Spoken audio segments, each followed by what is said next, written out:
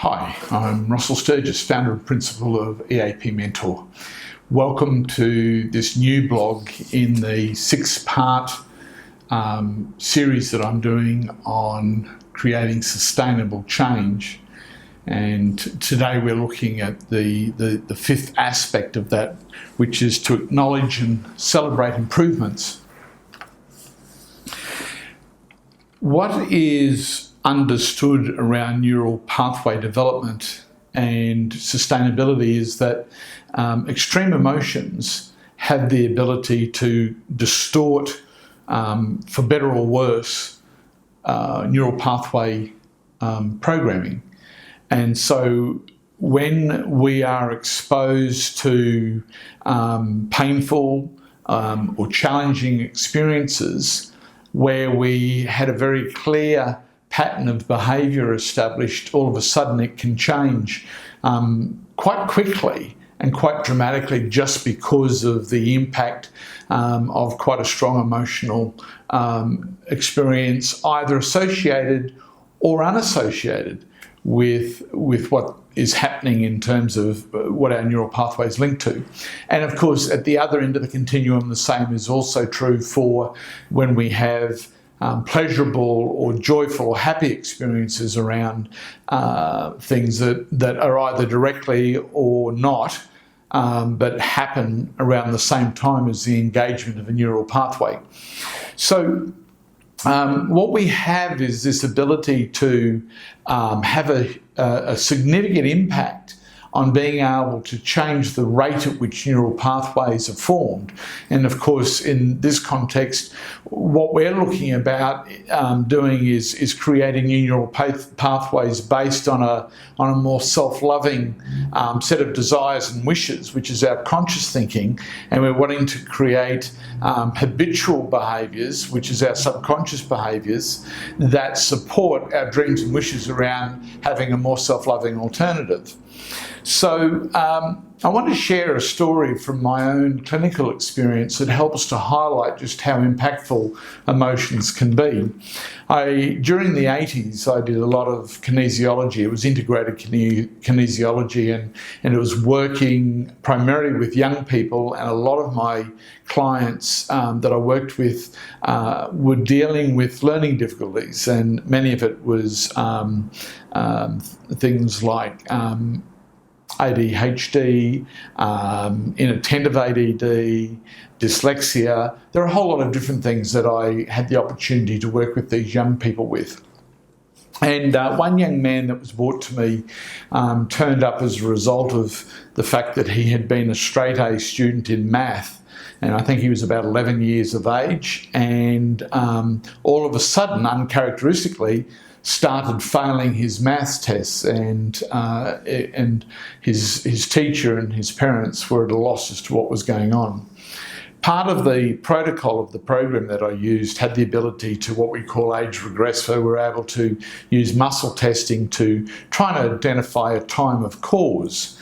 And as we were going through this particular process with this young man, it came up with a certain date or time in a particular month. And when Mum and Dad gave some feedback, it became evident that the experience that had happened at this particular point was that his grandfather had passed away. What was more to the point was that his grandfather had passed away on a Sunday, and on the Monday morning he had a maths exam.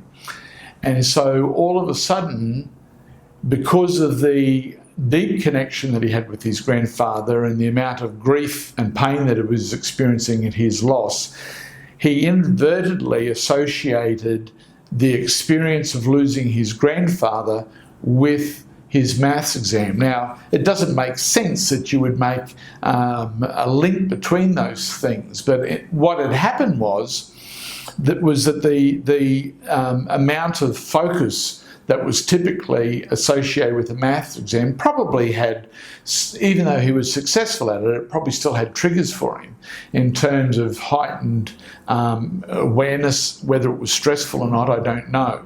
But what I do know was that he linked this experience of the loss of his grandfather with sitting maths exam.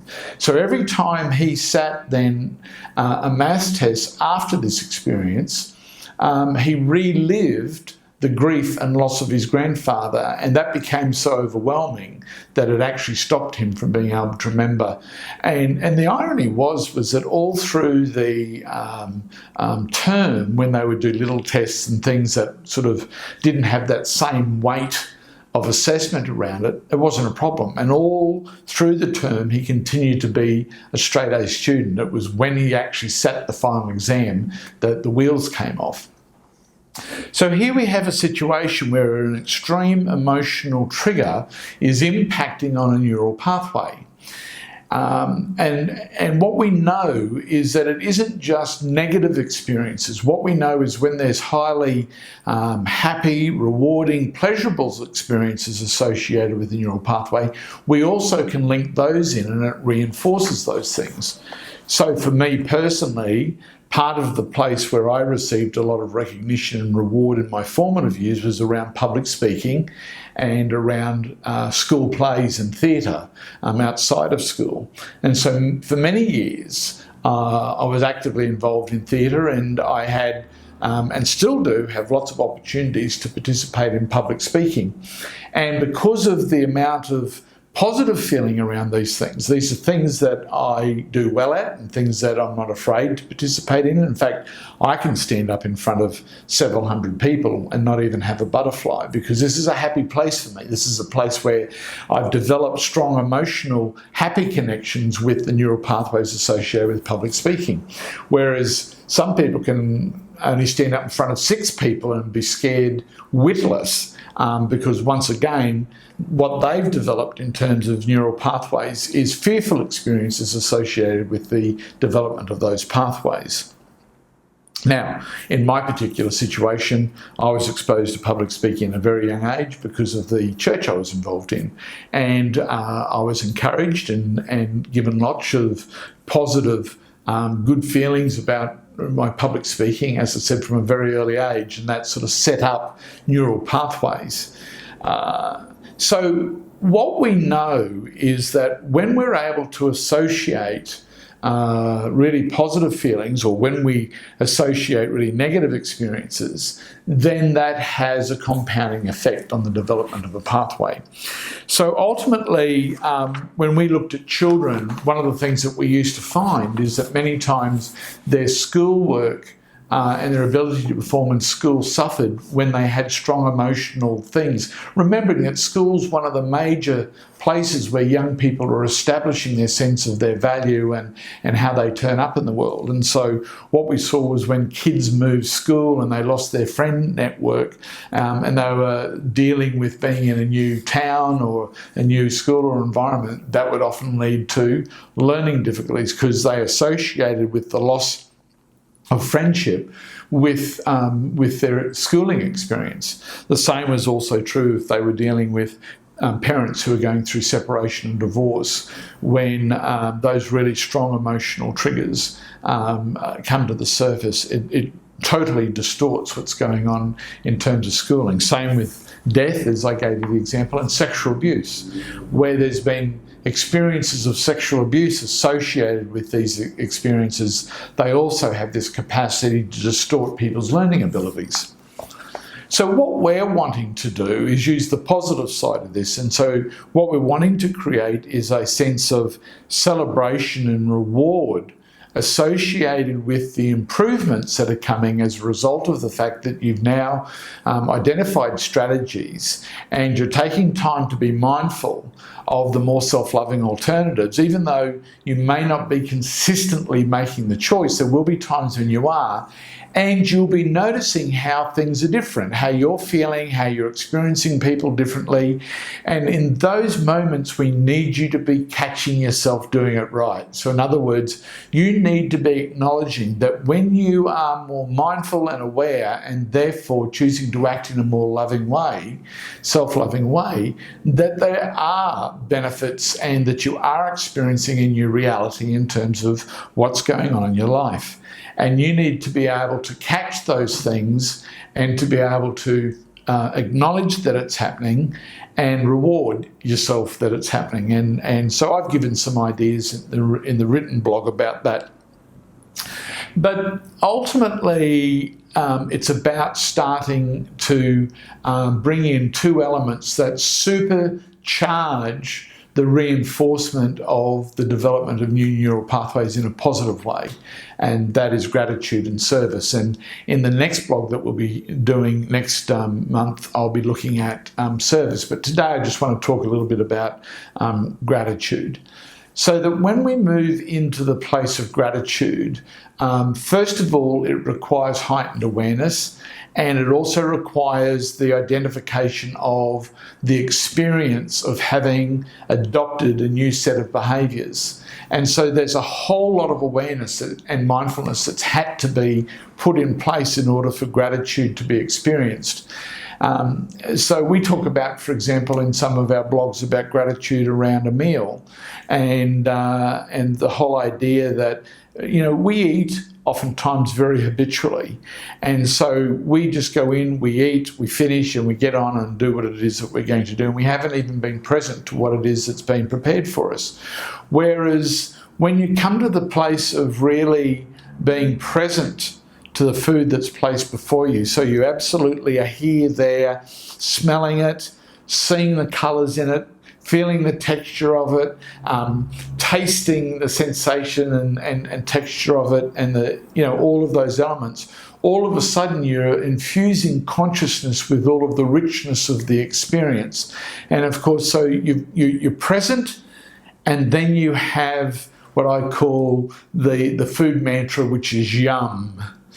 Now, the same thing happens in terms of becoming grateful around our experiences when life starts to change. It's about catching those moments where we're feeling a greater sense of joy, relief from the stress, a greater sense of intimacy and connection with people, a sense of abundance of love, maybe financial abundance, whatever it is that's going on, that we have the ability to be truly present to the experience. And in that place, that we're able to really identify what it is that's going on, and then we have what I call the mantra around presence. For food, it's yum. For this, it's wow.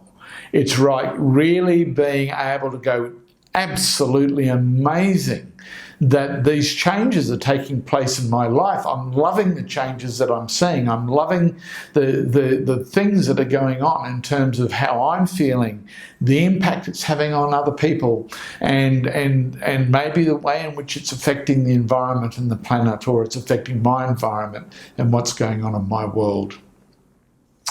So when we're able to bring in this sense of acknowledgement and reward, and we're able to bring gratitude to the experience, we're reinforcing those new neural pathways that we want to adopt, or new habits that support our wishes and desires of having a more self-loving reality. And of course, remember, the whole purpose of the Enhancers Awareness Program is that we're helping people come to this place where they are able to continually be mindful and make choices that reflect a kindness, being kinder to themselves, and from that they're able to turn up being kinder to other people and to the planet. I hope you find this blog and video helpful in terms of identifying what it is that you can do to create more sustainable change. Remembering this is one of the two dynamic duos of it, which is, first of all, gratitude. And as I said, next time we're going to be looking at service, which is, once again, another super dose of how to reinforce these neural pathways more quickly. And thank you for coming on board and checking these out. If you want to find out more about EAP, go to our website and check out the things that are there at eapmentor.com. Go on to Facebook and have a look at our Facebook page, Enhancers Awareness Program, where we have some amazing stuff that's going up there several times a week on how to be more mindful and aware. And subscribe to our Mindful Living e-zine, It's got some really wonderful stuff that comes out once a month, and it's got some really practical, down-to-earth stuff about how to live life more mindfully, with the focus on being kinder to yourself, to others, and to the environment. Thank you for checking in, and I'll see you again soon. Bye.